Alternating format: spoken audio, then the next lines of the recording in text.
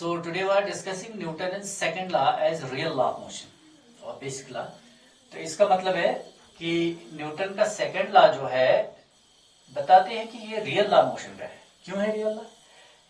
मतलब कि न्यूटन का सेकंड लॉ जो है ये कंटेन करता है फर्स्ट लॉ को भी, यानी इसमें न्यूटन का फर्स्ट लॉ मौजूद है और न्यूटन का थर्ड लॉ भी न्यूटन के सेकंड लॉ में मौजूद है। तो इसका मतलब है फर्स्ट लॉ भी सेकंड लॉ में मौजूद है, थर्ड लॉ भी सेकंड लॉ में मौजूद है। We can conclude that Newton's second law is real law of motion or it is basic law of motion। तो इसका मतलब है अगर न्यूटन का सिर्फ सेकंड लॉ आया होगा, न्यूटन का सिर्फ सेकंड लॉ आया होगा तो वो काफी था, अगर फर्स्ट लॉ या थर्ड लॉ नहीं भी आया होगा, ठीक है ना। So that is we can simply say that second law is real law of motion in the context that it contains first law of motion as well as third law of motion. लेकिन ये चीज पहले हमें prove करनी पड़ेगी, हम ऐसे ही थोड़ा भरोसा करेंगे जस्ट लाइक दैट। इसलिए आज हम इसी बात को प्रूव करेंगे कि कैसे न्यूटन के सेकंड लॉ में मौजूद है न्यूटन का फर्स्ट लॉ और कैसे न्यूटन के सेकंड लॉ में मौजूद है न्यूटन का थर्ड लॉ। तो इस चीज को अगर हम प्रूव कर सके कि Newton second law contains Newton first law, Newton second law contains Newton third law also, so we can conclude at the end that Newton second law is the real law of motion. तो इसके लिए जो मैंने यहाँ figure बनाई है, तो इस चीज को आप छोड़ दीजिए, इसकी मुझे बाद में जरूरत पड़ेगी। तो पहले मैं आपको ये दिखाना चाहता हूं कि न्यूटन के सेकंड लॉ में मौजूद है फर्स्ट लॉ। तो थोड़ा याद दिलाना चाहता हूं आपको, क्योंकि कुछ दिन हो गए न्यूटन का फर्स्ट लॉ जब से हमने पढ़ा है, तो मैं थोड़ा याद दिलाना चाहता हूं आपको कि न्यूटन का फर्स्ट लॉ मैथमेटिकली हम कैसे डिनोट करते हैं। हो सकता है बहुत सारे लोगों को आपको याद भी होगा कि न्यूटन का फर्स्ट लॉ मैथमेटिकली हम कैसे रिप्रेजेंट करते हैं, ठीक है ना। चलो मैं आपको बताऊं कि न्यूटन का फर्स्ट लॉ हमें बताता है इफ एफ इज जीरो, यानी if no external force acts on a body, याद रखना, देन v इज कांस्टेंट और एक्सेलरेशन इज जीरो। तो ये न्यूटन का फर्स्ट लॉ मैथमेटिकली हम ऐसे रिप्रेजेंट कर सकते हैं that if no external force acts on a body then its velocity remains constant. So you can show Newton's first law by giving this statement that F is 0, V is constant. This shows Newton's first law. Or if F is 0, A is 0, this is also Newton's first law of motion mathematically.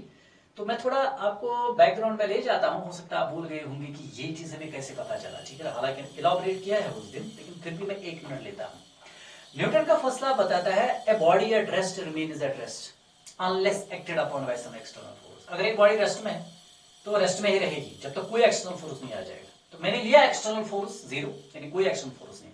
तो अगर body rest में है तो rest में ही है। अगर body rest में है, what about its velocity? Zero, and it will always remain zero, means it will remain constant. हो गई रेस्ट वाली बात। दूसरा पोर्शन जो न्यूटन के फर्स्ट लॉ का है, a body in uniform motion remains in that motion unless acted upon by some external force. तो ये दूसरा स्टेटमेंट है, दूसरा पोर्शन है स्टेट पे है न्यूटन के फर्स्ट लॉ का, कि अगर एक बॉडी यूनिफॉर्म मोशन में है, तो यूनिफॉर्म मोशन में जो बॉडी होती है तो वेलोसिटी कांस्टेंट रहती है। बोलते हैं कि वो उसी मोशन में रहेगा अगर उस पर कोई एक्सटर्नल फोर्स नहीं आएगा। तो इसका मतलब है न्यूटन का फर्स्ट लॉ ये बात भी बताता है कि अगर बॉडी पर एक्सटर्नल फोर्स जीरो है तो बॉडी अगर रेस्ट में है तो रेस्ट में ही रहेगी, मींस उसकी वेलोसिटी हमेशा जीरो रहेगी, मींस कांस्टेंट रहेगी, हमेशा चेंज नहीं होगी। अगर बॉडी यूनिफॉर्म मोशन में है तो वेलोसिटी कांस्टेंट है ही, फिर क्योंकि यूनिफॉर्म मोशन में तो वेलोसिटी कांस्टेंट रहती है? तो सीधी बात है, अगर बॉडी यूनिफॉर्म मोशन में है तो उसी यूनिफॉर्म मोशन में रहेगी। ये न्यूटन का फर्स्ट लॉ बताता है। मींस अगर बॉडी यूनिफॉर्म मोशन में है तो यूनिफॉर्म मोशन में ही रहेगी, मींस वेलोसिटी हमेशा कांस्टेंट रहेगी। लेकिन शर्त है अगर एक्सटर्नल फोर्स बॉडी पर नहीं आएगा। तो सीधी बात है, इन दोनों सूरतों में कि body is at rest, it remains at rest. If body is in uniform motion, body remains in uniform motion. तो दोनों सूरत में वेलोसिटी कांस्टेंट रहती है unless acted upon by some external force. तो दैट इज व्हाई हम Newton का first law mathematically ऐसे रिप्रेजेंट करते हैं that if we put external force equal to zero then we should remain constant.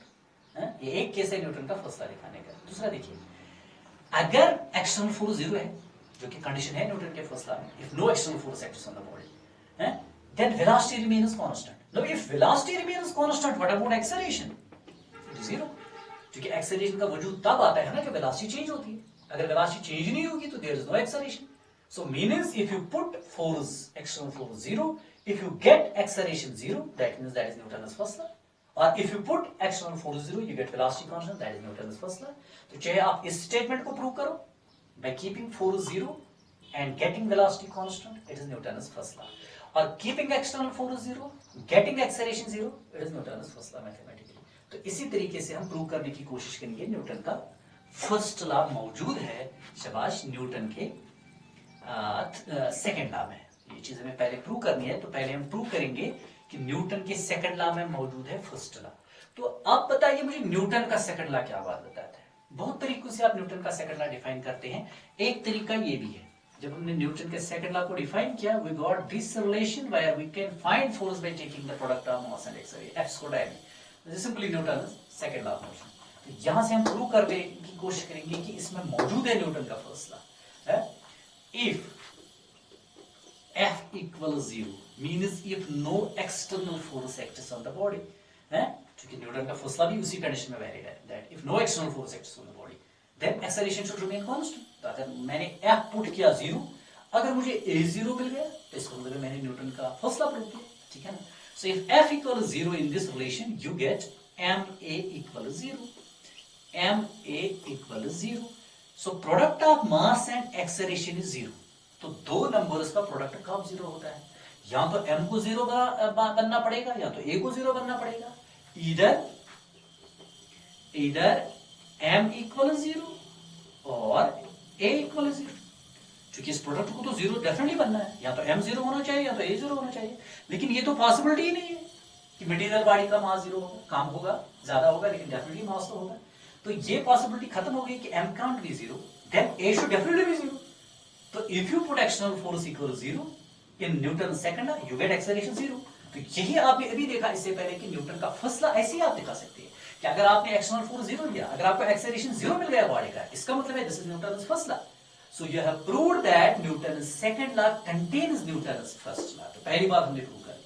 अब आगे हमें प्रूव करना है कि न्यूटन के सेकंड लॉ में थर्ड लॉ भी मौजूद है। तो फिलहाल हम लिखेंगे we have proved it that this shows that Newton's second law contains Newton's first law। तो पहली बात हमने प्रूव कर दी कि हमने दिखा दिया कि सेकंड लॉ में मौजूद है फर्स्ट लॉ। अब इसी तरह हम कोशिश करेंगे दिखाने की कि इस सेकंड लॉ में न्यूटन का थर्ड लॉ भी मौजूद है, ठीक है। तो वी प्रोसीडिंग, इसी के लिए जो यहां फिगर बनी है ये इसी चीज को प्रूव करने के लिए है। मुझे दिखाना है कि न्यूटन के सेकंड लॉ में मौजूद है न्यूटन का थर्ड लॉ। तो ये मैं मानता हूं कि मेरे पास दो बॉडीज है और भी, ये एक दूसरे के साथ इंटरेक्ट करते हैं, दे फॉर्म ए सिस्टम, ठीक, two body system, they interact with each other. लेकिन ये इंडिविजुअल बॉडीज है, ये इंटरेक्ट करती है और ये दो बॉडीज मिलके एक सिस्टम बनाती है, but the system is isolated.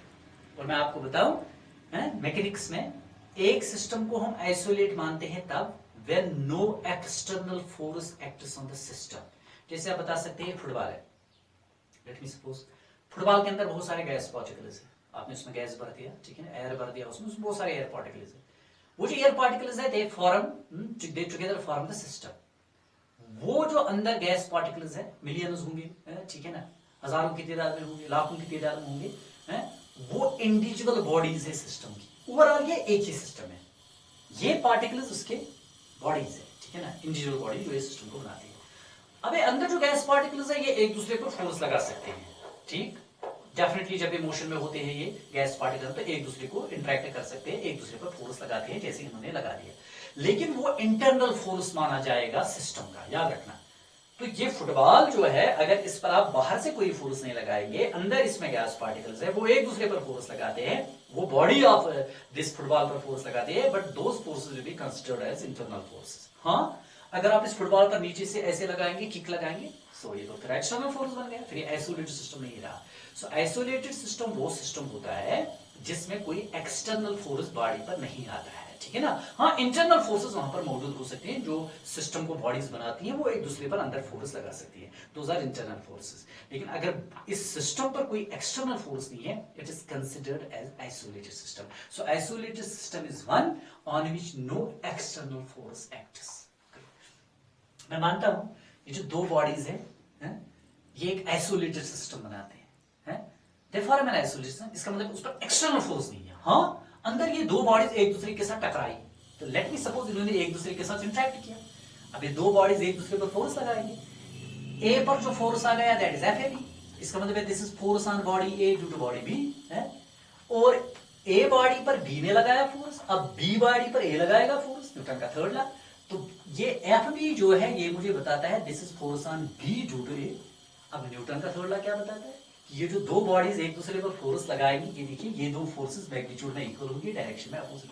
तो ये जो यहां पर आप स्टेटमेंट देख रहे हैं this is Newton's third law mathematically. और अगर मुझे ये चीज मिल गई है कि अगर मेरा एक आइसोलेटेड सिस्टम में भी लेता हूं, अगर मुझे ये चीज मिल गई कि इन दो बॉडीज पर जो फोर्सेस है वो मैग्नीट्यूड में इक्वल है, डायरेक्शन में अपोजिट है, तो इसका मतलब है मुझे न्यूटन का थर्ड लॉ मिल गया। और मैं यही चीज निकालने की कोशिश करूंगा न्यूटन के सेकंड लॉ से, ठीक है। So for that, I will consider an isolated system comprising two bodies, A and B. Let me suppose these two bodies interact with each other, exert force on each other. Now when a force acts on a body, there is rate of change of moment. Newton's second law. And Newton का second law यही बात बताता, आपने पहली statement Newton के second law की यही लिखी है, that the rate of change of momentum of a body depends directly on the applied force. So ये फोर्स जो है एफ ए बी ये बॉडी ए पर फोर्स है। जब बॉडी ए पर फोर्स आ गया so there will be rate of change of momentum. और न्यूटन का सेकंड लॉ यही बात बताता है कि ये जो चेंज इन मोमेंटम आ जाएगी, this is rate of change of momentum of body B, sorry body A, क्योंकि ये जो फोर्स लेफ्ट साइड में है ये बॉडी ए पर फोर्स है, इसलिए यहां आएगा rate of change of momentum of body where P A is momentum of body A. तो मैं बताता हूं, देखिए आपने न्यूटन का सेकंड लॉ ये भी निकाला है इसको एम ए, लेकिन ये तब निकला ना जब आपने पहले ये स्टेटमेंट दे दी न्यूटन के सेकंड लॉ। तो अगर आप किसी को कोई भूल गया होगा तो वो घर पर देख लेगा, ठीक है ना। न्यूटन का सेकंड लॉ जब हमने पढ़ा है तो हमने एक्चुअली पहले यही statement they the that rate of change of momentum of a body depends directly on the applied force, ठीक है। सो एफ ए बी जो है ये बॉडी ए पर फोर्स है, इसलिए जो ये rate of change of momentum आएगा ये भी बॉडी ए का आ जाएगा। तो इसलिए ये जो आपके सामने इक्वेशन है this is called equation of motion. This is equation of motion but of body A. मुझे बताइए क्यों बॉडी ए का, किसने बताया आपको ये बॉडी ए का इक्वेशन है? इस चीज ने बताया, क्योंकि ये बॉडी ए पर फोर्स है, ये बॉडी ए का rate of change of moment है, इसलिए इक्वेशन बॉडी ए की इक्वेशन होगी। सिमिलरली क्योंकि बॉडी बी पर भी फोर्स आता है जब ये इंटरेक्ट करते हैं, ये जो सिस्टम को बॉडीज दो बनाती है जब एक दूसरे के साथ इंटरेक्ट करती है तो ये चूंकि एक दूसरे पर फोर्स लगाती है, इसलिए बॉडी बी पर भी जो फोर्स आ गया एफ बी ए। तो न्यूटन का सेकंड लॉ यूज करते हैं, I will get F B A, this is force on body B due to body, तो actually this is force on body B, तो this will be equal to rate of change of momentum of body B, ठीक है। So g by ji t of P B means, so P B is, P हम momentum दिखाते हैं, this momentum of body B, this is rate of change of momentum of body. This is statement from Newton's second law of motion. I will call this as equation 2. So this is simply equation of motion. This is also equation of motion from Newton's second law. But this is equation of motion of body A. This is equation of motion of body. This is very important. मैं stress में इसलिए बता रहा हूँ क्योंकि अगर मैं आपको बताऊंगा इक्वेशन 1 जो है ये इक्वेशन ऑफ मोशन है फ्रॉम न्यूटन सेकंड लॉ, ये इक्वेशन ऑफ मोशन है बॉडी ए की। आप बताएंगे सर इसमें तो नहीं लिखा है ना बॉडी ए का, लेकिन मैं क्यों बता रहा हूँ क्योंकि यहां पर तो ये बॉडी ए पर फोर्स है, ये बॉडी ए का rate of change of moment, इसलिए बॉडी ए की इक्वेशन ऑफ मोशन। तो ये क्यों बॉडी बी की इक्वेशन ऑफ मोशन है? क्योंकि this is force on body B and this is rate of change of momentum of body B, that is why this is equation of motion of body. याद रखना ये इक्वेशन of motion है individually body A की, ये body B की equation of motion है। क्यों? क्योंकि बॉडी बी पर फोर्स है, ये बॉडी बी का मोमेंटम है, जस्ट लाइक दैट। अच्छा, मैं इन दो इक्वेशंस को कंबाइन करूंगा क्योंकि मैं सिस्टम की बात करना चाहता हूँ। ये जो दो बॉडीज सिस्टम बनाते हैं दैट इज आइसोलेटेड, उस सिस्टम पर कोई एक्सटर्नल फोर्स नहीं है। हाँ, इन दो बॉडीज पर फोर्स आ गया because they interact with each other internally, ठीक है ना, लेकिन पूरा सिस्टम की बात करेंगे उस पर कोई एक्सटर्नल फोर्स नहीं है। तो जरा इन दो इक्वेशंस को मैं एड अप करता हूँ। When I add up, left को लेफ्ट ऐड हो जाएगा, राइट को right, you will get after adding